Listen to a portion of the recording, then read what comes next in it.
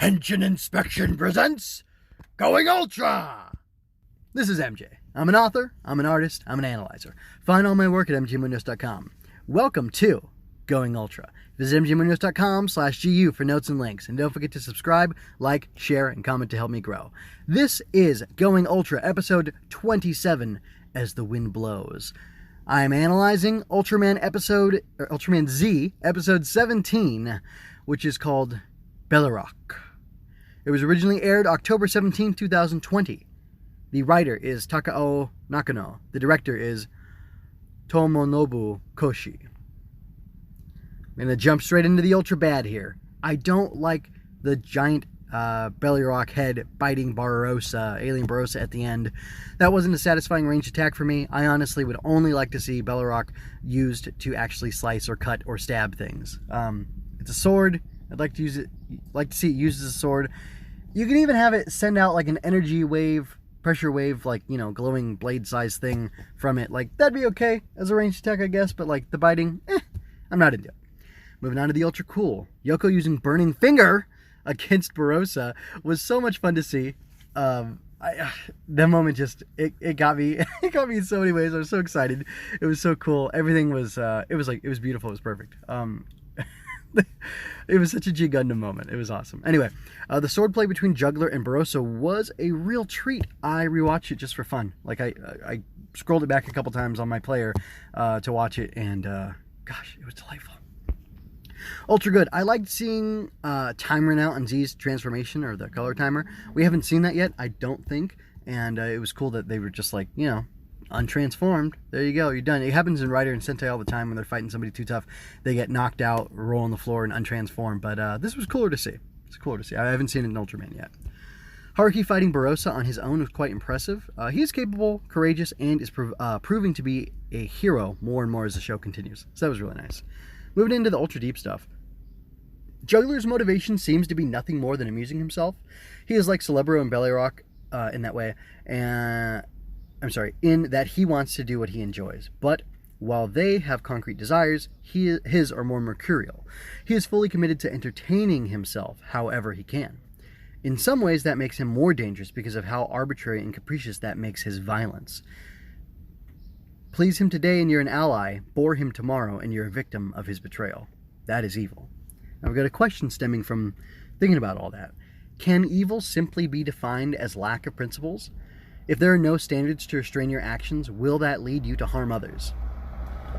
I'm going to come back to that in a minute and give you my answer for that. So, anyway, I'm going to give this episode a 3.5 out of 5. The action was great. There were some solid jokes, and the setup for the endgame is getting interesting. Well, with, you know, Celebro and switching bodies and Juggler coming out and all that stuff. So I really like this episode, but it does feel a bit off. The writing in Z overall is very good. I have enjoyed the series, but there are cracks and seams I noticed, and I noticed them here. The ongoing threat has been low priority for so long that it detracts from the actual episode. Why not give Juggler another episode, you know, of his own, or give Celebro an episode of his own, its own, whatever. That just doesn't make sense to me. So it almost feels like intrusive to this episode how the larger plot is being crammed in here. Like I said, at the end, we see this thing with Celebro and with Shinya Kaburagi getting arrested and stuff, and it's just, I don't know. I don't like that. So, and that, honestly, that brought it down for me. Had they done it in a different way, I think I would have been really pleased. So, yeah, is evil a lack of principle? How can I even say that? Because Juggler is, you know, he told your boy Jeed that he was, you know, trying the whole justice thing, and he was trying to fight for, you know, humanity and protect people's lives and things like that. But he's doing that because it's interesting to him. And while doing that, you know, I don't know how long he's been with Storage. Maybe since, what is it? Oh, since Jeed ended. Or wasn't Juggler an Orb originally? I don't remember. I don't know, guys. I'm pretty new to Ultraman, so I don't know all the connections between the shows. Anyway, but regardless, you know, he got bored. And so he stole the Z-Riser, and he cloned it and made a Dark Z-Riser, and then he stole metals or something, used the power of darkness to you know, become a giant. He became Tri-King and Five-King and whatnot, and like, I don't know. But he's helped out. He helped find Celebro, but he wanted to know who was behind all this stuff going on. But again, I questioned at the time, was that for his own purposes so that he could like capitalize on that evil or seize evil power for himself, or was it something altruistic, like, yeah, I want to get behind this, or I want to get to the root of this so we can stop it. It doesn't seem like that's what it is, especially because Haburagi was about to be arrested, and like Celebro was like, I don't know, maybe running out of the time in which he can continue to be a parasite in Haburagi, or Kaburagi? Shinya. That's how I know his name.